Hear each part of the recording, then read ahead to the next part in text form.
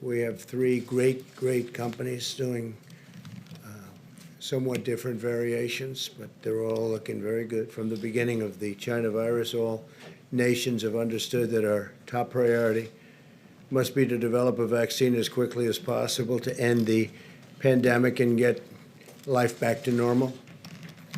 The successful vaccine will not only save millions of lives, it will put an end to the restrictions and some of the things that go on and have to go on in the meantime.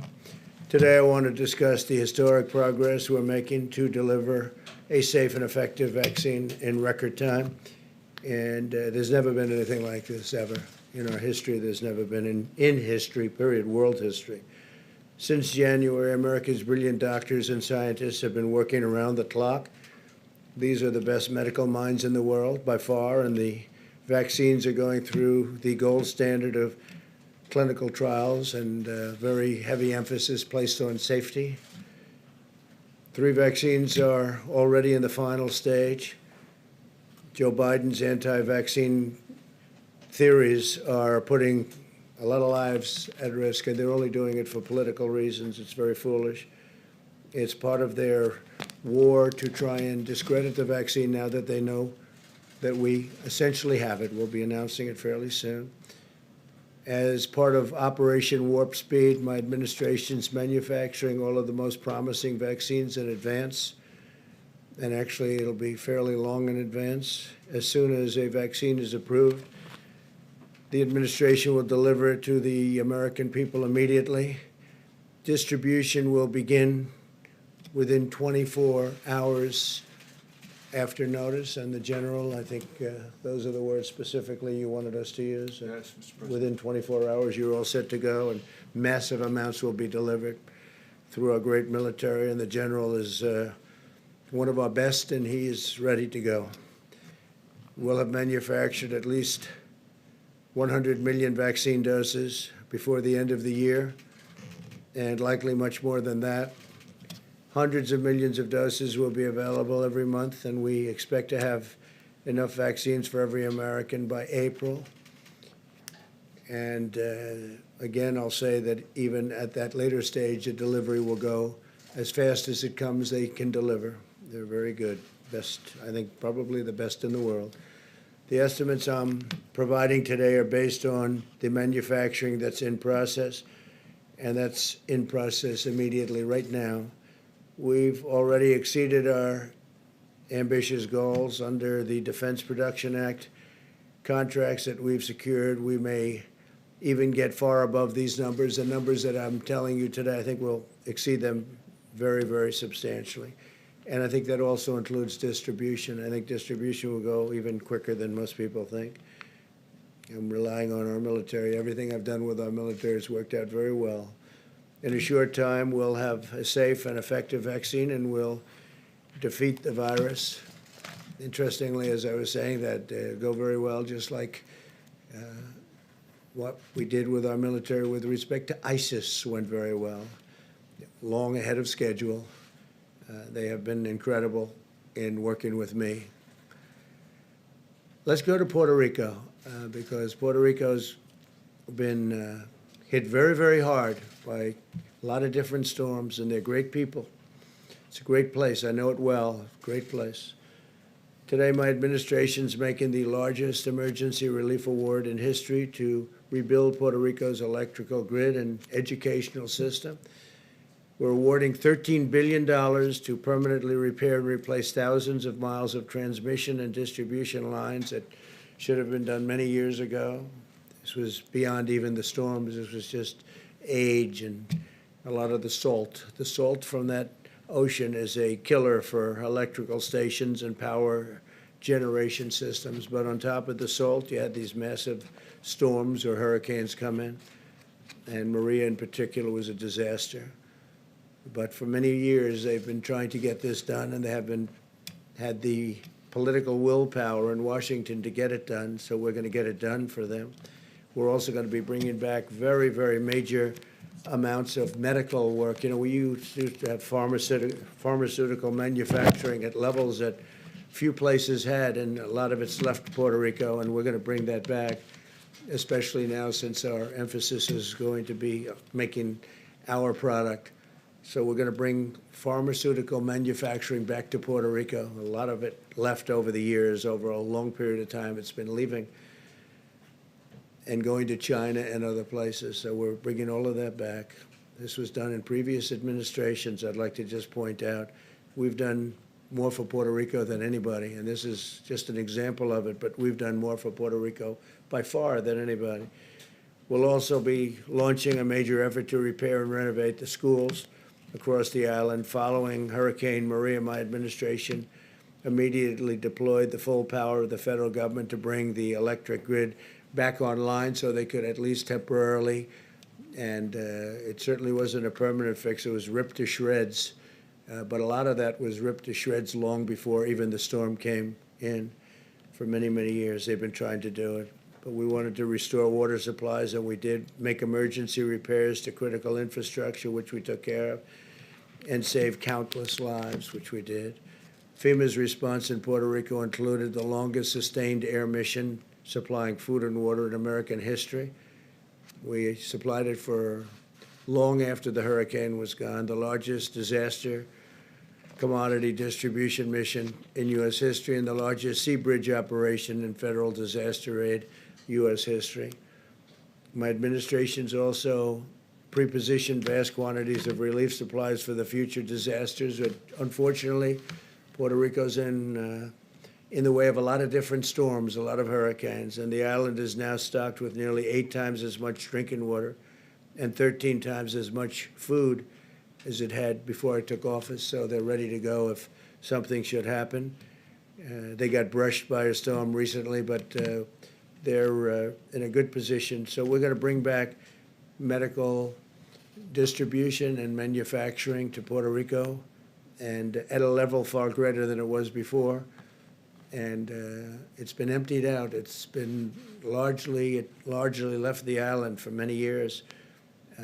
One point it was the talk of the world, and now it's the talk of the world in a different way. We're bringing it back, so we're going to be bringing it back from various other parts of the world. It's going to Puerto Rico, and I think that's going to be very exciting for the people.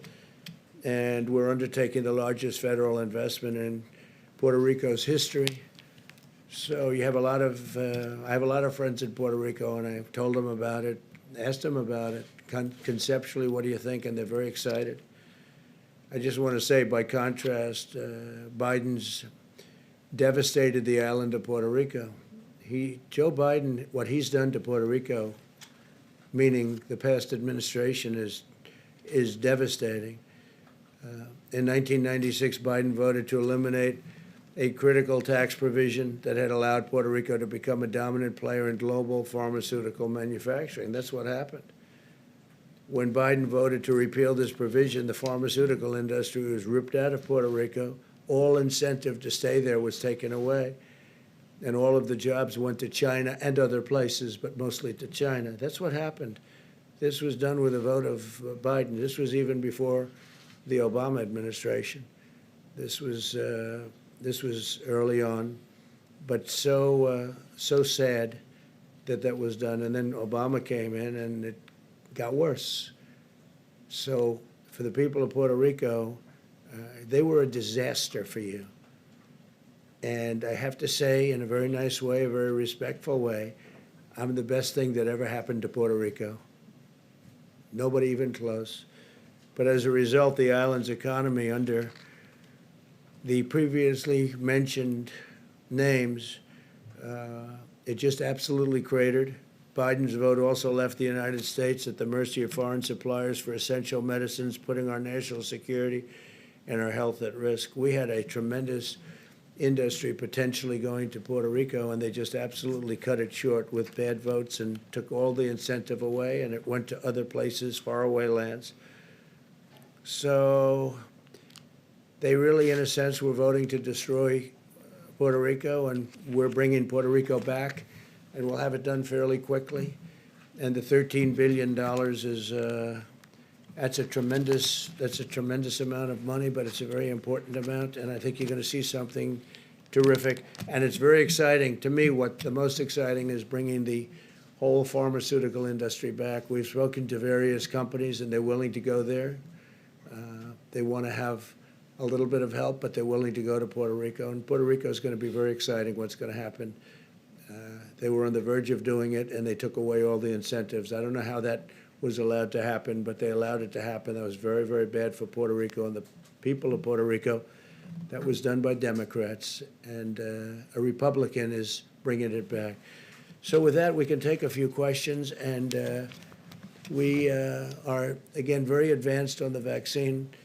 We think that sometime in the very near future we'll have it. We're, I would say, I think I can say years ahead of schedule what it would be if it were an administration other than this one. It would have been, you would have been years before you ever had anything approved by the FDA. John, please. Mr. President, this huge aid package to Puerto Rico, why not a year ago? Why not 2 years ago? Why not 3 years ago? Why 46 days to the election? Because what we're doing is we've been working on it for a long time to get it passed. Very tough to get things past Democrats where they don't want to see this happen. And they probably certainly didn't want to see it happen at this point.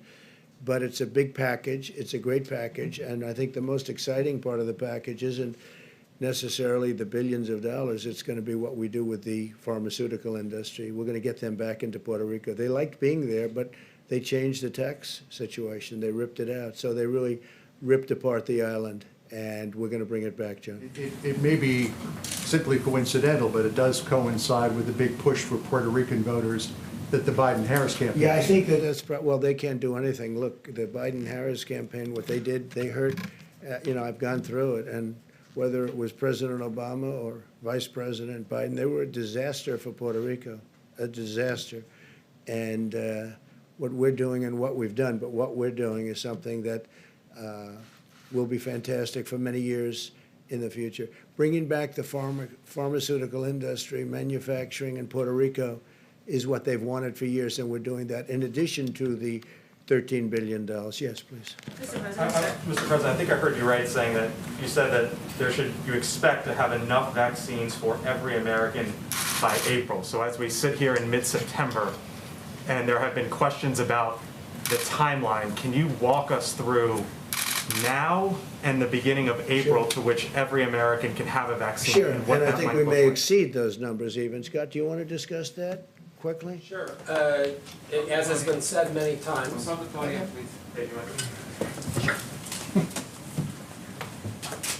Okay. We have all the people that are involved in the actual vaccine distribution here, but we were just going through this. As of the end of the year, we will have over 100 million doses manufactured. The people who are in the prioritized list of including high risk, including first responders, will have the ability to take the vaccine. No one's being mandated to be vaccinated at the latest in January. And as we said yesterday, or I think yesterday, there will be hundreds of millions of doses delivered for people to take it during the first quarter, and so that by April, every single American who wants to be vaccinated will have the ability to be vaccinated. It's not a forced vaccination, of course.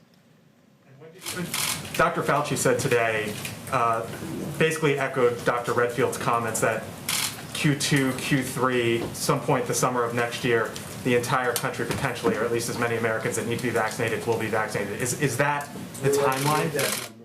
We think we will. Next summer? Yeah, that's on the outer edge. We think we can beat that number very substantially.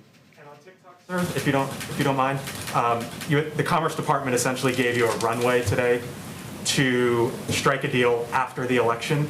Do you expect a TikTok deal before the election or after the election? I think it could go quickly. We have great companies talking to us about it. You know about Oracle. You know Microsoft has been involved, and let's see whether or not they're continuing to be involved. Walmart is truly a great company. They're very much involved. They want to do something. So we have some great options, and maybe we can keep a lot of people happy, but have the security that we need. We have to have the total security from China.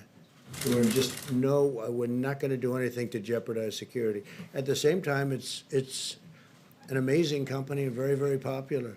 So if we can do a combination of both, I'd be very happy doing that. Could go very quickly, though, could go very, very fast. Yeah, please. Mr. President, Go ahead, The please. when Kuwaiti, you, OAN. thank you, Mr. President. On Kuwait. So the Kuwaiti ambassador to Austria this week told the IAEA that the Kuwaiti government is very concerned over Iran's constant breaching of the JCPOA. In your discussions with the Kuwaitis today, have you discussed where they stand this week as we go into the UN, as the United States tries to extend sanctions on Iran? Well, they just left my office, as you know, the Oval Office, and we had a very good meeting with the Emir, and I think we understand each other very well. They're very excited about a lot of things that are happening in the Middle East. They are so excited that we signed the first 2 countries, and I think they'll end up fairly quickly being a part of it. I have, I would say, 7 or 8 countries that want to be a part of it without even working very easily, very quickly. Nobody thought this would happen, and not only is it happening, it's happening rather easily. We discussed that very briefly, because that's an easy one. Believe it or not, that whole thing is now a beautiful puzzle that's coming together very nicely. But we are talking to them and others about various aspects of the Middle East. The Middle East is straightening out with all that's happening. You know, we've brought a lot of our troops back. A lot of them are coming back in the very near future. We're out of Syria, other than we kept the oil. I kept the oil. And we have troops guarding the oil. Other than that, we're out of Syria. We took them off the border between Syria and Turkey. We had a lot of troops on the border.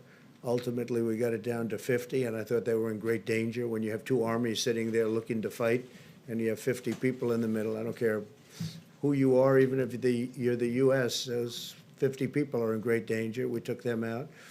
But we had a lot of troops on the border, and we took them out. I said, look, they've been fighting on their border for 200 years, and a lot longer than that under different names, and they can continue to do that. That's not for us. We're guarding our own borders. We're doing very well on our southern border, as an example. So we're out of Syria, except we kept the oil, and we'll make a determination. We'll probably be dealing with the Kurds on the oil and see what it all ends up, but we'll be out.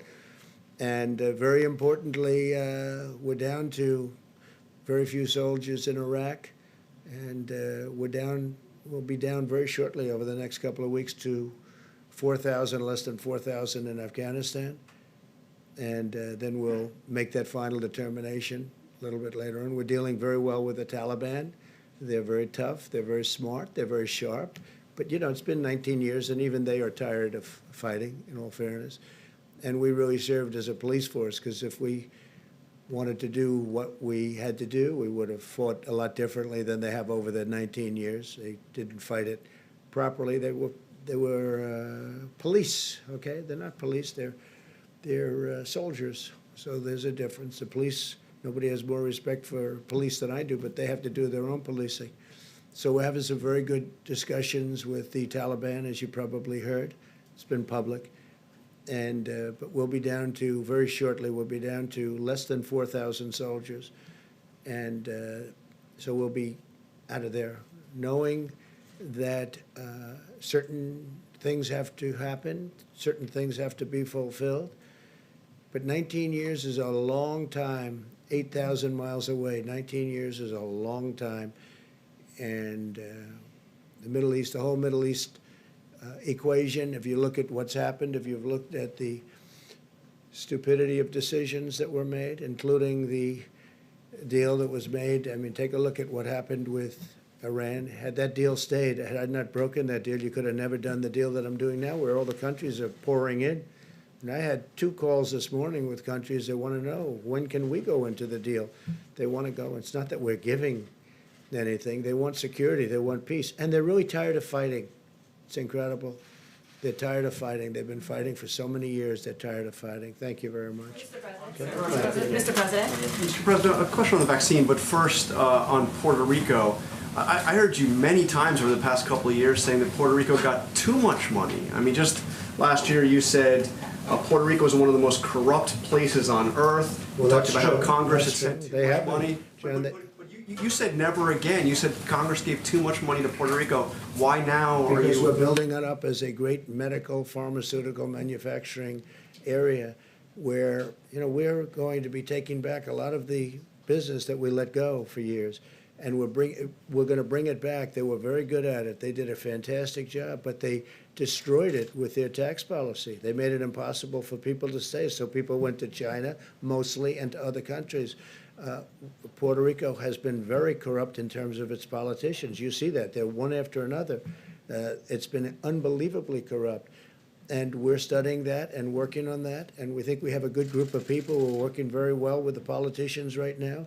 But I think more exciting than the dollars, and you have to do something with respect to their grid. Their grid is a disaster. Their generators are wiped out.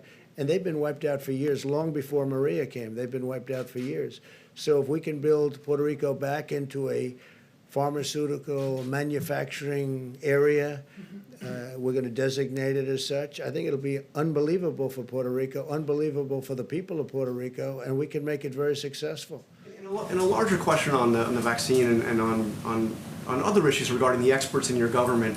Last night, you criticized what Christopher Wray told Congress, your FBI director. You obviously said that the CDC director was flat wrong on a couple of things this week. How is it that you don't trust your own experts? Do you think you know better than they do? No, I think I have. Yeah, in many cases I do. I think we have a bigger problem with China than we have with Russia. I think China is a far bigger problem. And I said, well, that's okay if you want to think about Russia, but what about China? I think that's appropriate. I thought that the definition of Antifa was an absolutely incorrect definition, so I speak up. I like to speak up. I have fantastic people. That's why we're able to make these great trade deals. That's why we're able to do things like we're doing today. That's why the country has done so well. The country's done numbers like nobody. Had we not had the China plague come in, if that virus didn't come in, the plague, I call it, the plague from China didn't come in, the numbers we had were not only record-setting, they were beyond anything anyone's ever seen in any country, frankly.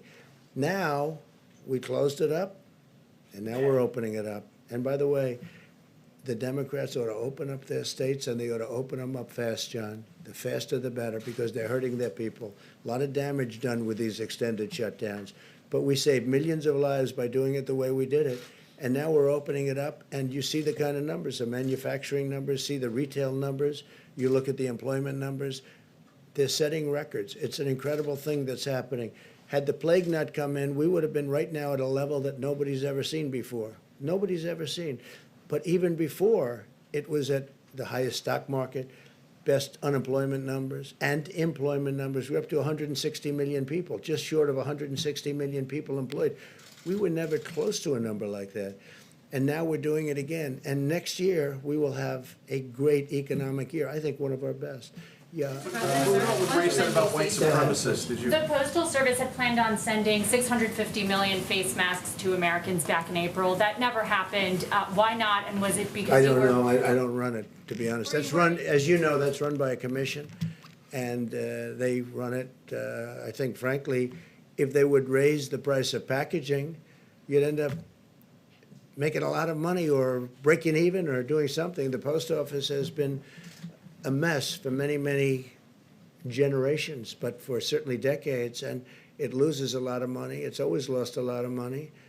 And one of the reasons it loses a lot of money now is that it's delivering all these packages, and every time they deliver a package, they lose $3 a package or whatever the number may be. So I would suggest that they raise the price of packages, and you might get something where it loses very little or maybe broke even or maybe even made some money. Can you imagine a thing like that? And whether it's Amazon or any of the other internet delivery services, if you did that, you'd have a whole different post office. So hopefully they'll be doing that. In the meantime, I know so many people in the postal system, and I've known them over the years. They're incredible people, and they're very secure. They're going to be very secure. You know, the problem they have with the ballots, not the post office, the problem they have with the ballots is the people sending the ballots and the people counting the ballots. And who are they sending them to? Where are they being sent? Are they being sent to the wrong areas? Are they not being sent at all? There'll be tremendous corruption if they don't do something about it. Now, one big hope is that we're in front of numerous federal judges in Nevada. We're in front in Pennsylvania, as you know. We're in front in Michigan. We have numerous court cases out there that are very well advanced, and you'll start seeing decisions, just like we won the case on opening up Pennsylvania. That was a great decision by a judge that came down 2 days ago, and that was a very important decision. So, but we have a lot of very important decisions coming down on the scam of unsolicited ballots, where they're sending out tens of millions of ballots to everybody, people that didn't expect them. People are getting inundated with ballots. They'll be showered with ballots. Everybody in this room knows it's a scam. Okay? Everybody in this room, even John. Don't say it, John, because it's a scam. Sending ballots at a level, they are never going to be able to count them. Let me ask you. Don't your officials vote by mail, sir? People in the White House vote by mail, and they part of the scam. That's different. That's called solicited. When you solicit, when you go out, it's called absentee or solicit.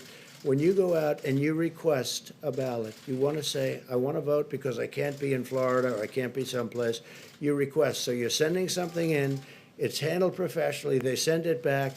It's a whole thing. That's much different than unsolicited. When you get millions of ballots, I heard numbers like 80 million ballots. Now, just this week, they had another one of the disasters that took place, an election. But look at what happened in New Jersey, and they had another one in New Jersey, very, very bad, different than Patterson. Look at what happened in New York with Carolyn, your Congressman, Murphy, Maloney, Carolyn Maloney. Look at that. I mean, look at that race. Carolyn Maloney had a race. It was a disaster. Ballots are missing. Ballots are fraud. These are small races. Look at what happened in Virginia. Look at what happened at various other parts of the country, even over the last short period of time. And these aren't 80 million or 50 million or 20 million votes. These are small elections. These are congressional elections where, in theory, it's easy. So what's going to happen on November 3rd when somebody's leading and they said, well, we haven't counted the ballots. We have millions of ballots to count. It's a disaster. Everyone knows it. Everyone knows it's a disaster. And I don't expect people here to say, although some people will, some people would say it. Everyone knows. You don't even have to know politics to know. And this has nothing to do with post office, by the way. Where are these ballots going? Who's sending them? Who's signing them? You have in Nevada, you have a governor that signed something where he doesn't even want verification of the signature. So what does that mean?